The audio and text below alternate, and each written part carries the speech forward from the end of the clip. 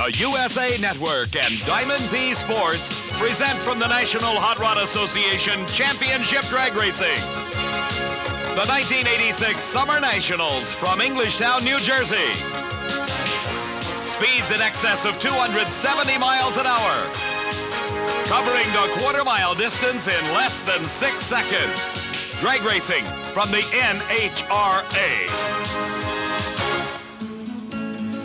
It was from this point on Christmas night, 1776, that George Washington and his men crossed the Delaware River into New Jersey, surprising an unsuspecting British garrison. 30 years earlier, the great Ivy League tradition of the East was continued with the founding of the College of New Jersey, later renamed Princeton. Nearby can be found the home of Richard Stockton, signer of the Declaration of Independence. This home, considered the most historic in the state, was the site of the victory celebration after the signing of the Treaty of Paris, ending the American Revolution. Throughout the Garden State, one can find hundreds of carefully cared for reminders of our nation's heritage, such as this beautifully restored home owned by Mr. and Mrs. Marvin Keeter of Englishtown. And once a year, the NHRA visits this area with its own brand of history-making performance.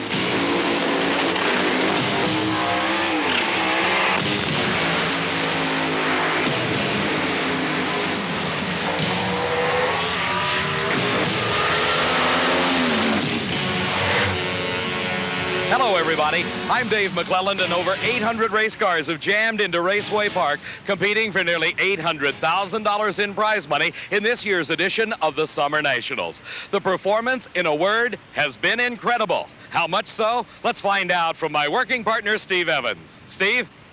David, never in the history of NHRA Championship drag racing have the national records in all three professional categories been eclipsed at the same race until here at the Summer Nationals. Despite threatening weather on and off all week and even during qualifying, the onslaught began with Bob Glidden. You'll recall that Glidden survived a terrible crash in Atlanta just 2 months ago. A faulty parachute caused the car to turn left at over 180 miles per hour. It impacted the guardrail and rolled 6 1/2 times. Glidden came here with a brand new Ford Thunderbird Pro Stocker, obviously recovered mentally and mechanically, and promptly broke his own national record at 7.44 seconds. He then went out and did exactly that same elapsed time again, backing up within the required 1%. I talked to him about that feat. Were you saying to yourself, oh boy, this is it? I knew that it was quicker than the record because we had equaled or actually ran 3 1,000s quicker than the record the run before. Do you feel it in the seat of your pants when you're on a good one like that? Absolutely, and that was a good one. Pro Stock was only the beginning. Next, it was Mark Oswald in the spotlight in the Candies and Used AA Fuel Funny Car. Mark bettered Kenny Bernstein's existing national record at 5.56 seconds, but Bernstein's name will remain in the book until Oswald can perform the required 1% backup. I talked to him. He seemed confident he could do that. Anything you did different to achieve that elapsed time? No, not really. You know, the car's been running strong. We've been having a little trouble getting it down the racetrack, so we thought we went at it kind of easy, actually, but we sat on the starting line a little longer than we expected to, and it had pretty much heat in it, and it ran awful good. That could have helped you. Yeah, it seems like it did. The big question, can you back it up, the 1%? Oh, I think so. So much for Pro Stock and Funny Car. What about the top fuel dragsters? Well, Big Daddy Don Garlits accomplished his longtime goal of setting the national speed record at over 270 miles an hour. It ended up at 271 miles an hour, backed up in the books. In the process, he recorded the quickest elapsed time in the history of drag racing at 5.34 seconds. How badly did Big Daddy want to back that up? Watch this.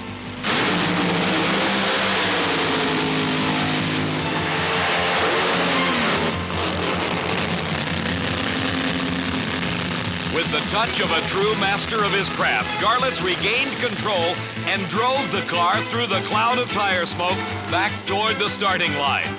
The streamlined dragster came through the crash in remarkably good condition, considering the potential for damage. Garlits calmly went about the task of shutting down the engine, unbuckled his safety belts, and climbed from the cockpit, giving the cheering fans a victory salute. The NHRA safety safari was right on the spot, but unneeded. The 54-year-old Garlits was uninjured. In slow-motion replay, the accident is even more incredible. Rarely do you see a wheel stand carried to its ultimate conclusion, that of turning over backwards, but it happened to Garlits. As the car went faster, the front end climbed even higher. From another angle, you can see Garlits' problems started the moment he began his run. The small front wheels left the ground almost instantly, touching down only once or twice as the car accelerated rapidly. The aerodynamic nose piece cupped the wind, raising the car till it eventually reached perpendicular.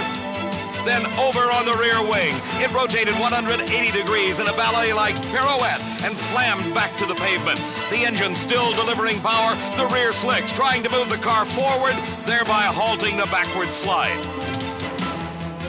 Garlits finally hit the brakes, and the car stopped, concluding the final chapter of one of the most bizarre incidents we have ever seen. Big Daddy, you okay?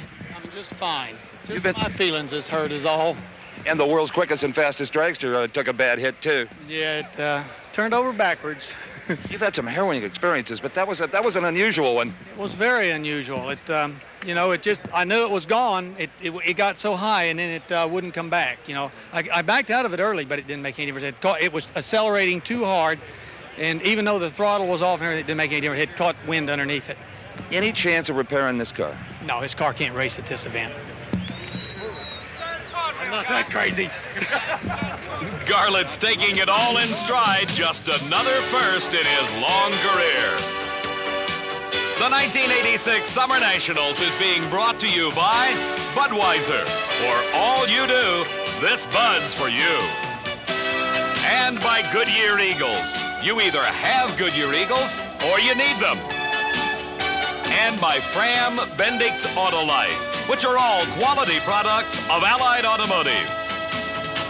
Dan Pastorini is ready for round 2 action in Top Fuel. We'll be right back to the Budweiser Summer Nationals.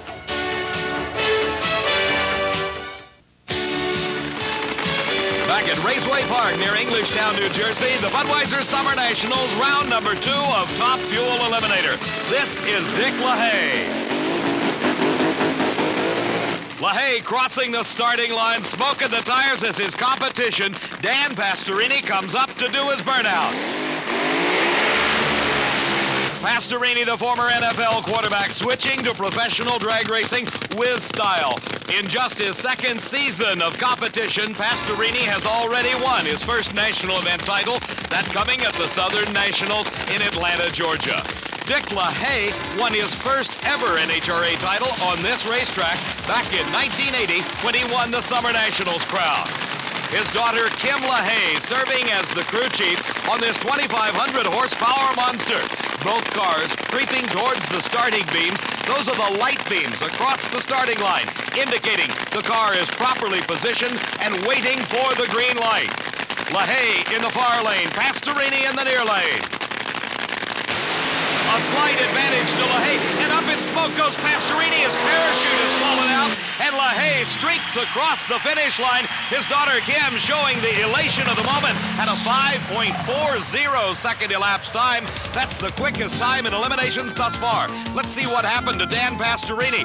As the green light came on the Christmas tree, LaHaye had an ever so slight advantage off the starting line, but it was almost instant tire smoke for Pastorini. The vibrations of the car shaking the parachute out, and Pastorini had to abort the run, watching LaHaye streak on to the 5.40 elapsed time. Pastorini heads back into the pit area. His day's finished. LaHaye into the semis. Well, you'll seldom see it done any better than that, Dick. A 5.40.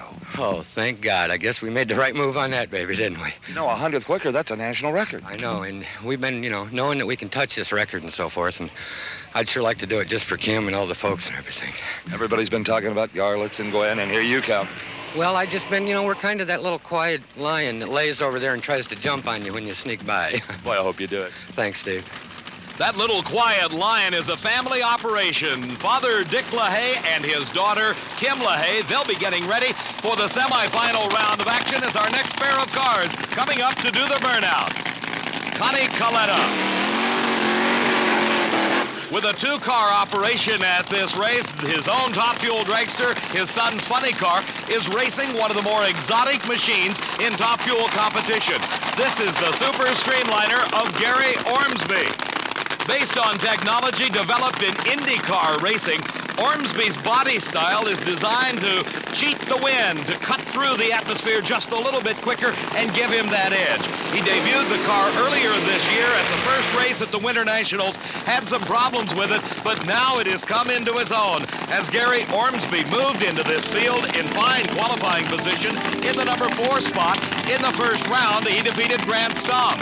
Meantime, in round number 1, the veteran Connie Coletta defeated another great veteran of the sport, Chris the Golden Greek Karamessinis. And it was in that first round that Coletta had some problems. First, he smoked the tires against Karamessinis. Karamessinis shut it off, but see the moisture that came out of the motor, that was Coletta's problem. Caused a lot of work for the Coletta crew between rounds 1 and 2, but a complete repair to the engine was executed and Coletta was able to make it back for this second round of competition. The other half of the Coletta racing team at this event was a Mustang-bodied funny car driven by his son, Scott Coletta.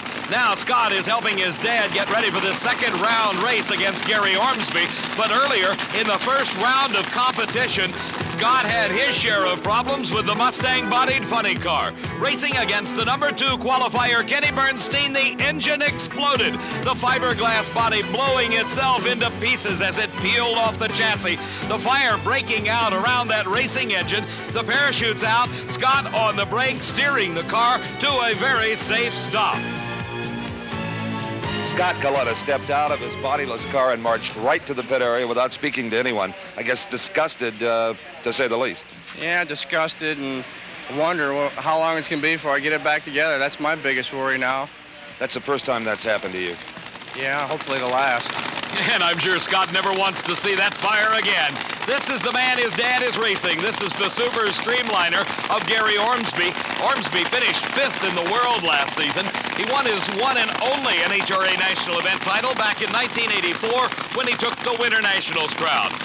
Coletta finished 3rd in the world last year and has 1 win to his credit thus far this season, the Spring Nationals. But it looks like his day may be done as Ormsby heads to the finish line, and Ormsby wins with a 5.53 second elapsed time, 259 miles an hour, as Coletta coasts on through to take the early turnoff, not even needing a parachute to bring the car to a halt after the tires lost traction and began to smoke.